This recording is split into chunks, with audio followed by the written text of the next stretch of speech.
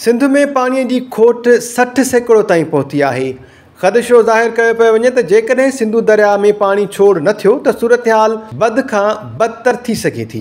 सिंधु दरिया में पानी खोट सबब कोटली डाउन स्ट्रीम में वारी उॾामण शुरू थी वई आहे। 1991 वारे पानी मुआहदे तहत मई जे महीने में कोटली बैराज वटि 15,000 क्यूसिक्स पानी मौजूद हुअणु घुरिजे।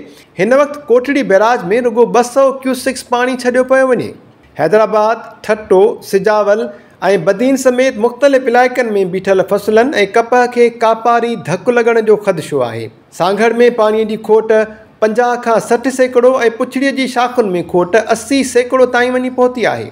ॿिए पासे पाणी खोट ख़िलाफ़ आबादगार ऐं सियासी समाजी तंज़ीमूं सरापा एहतजाज बणियल आहिनि। सकरंड, सन, फैज़गंज, करोंडी ऐं बबरलो में मुज़ाहिरा ऐं धरणा हया विया। जोडो में आबादगारनि ऐं सियासी समाजी तंज़ीमुनि पारां रैली कढी वई। करोंडीअ में धरणे दौरान हिकु आबादगार पारां पाण ते पेट्रोल हारे बाहि ॾियण जी कोशिशि कई त माण्हुनि खेसि रोके वरितो। सखर में आबादगारनि वफ़ाक़ी वज़ीर ख़ुर्शीद शाह जे घर आॾो बि एहतजाज रिकॉर्ड करायो। सूबाई वज़ीर शर्जील मेमून मूजिबि इरसा 91 वारे पाणी ठाह ते अमल न पई करे।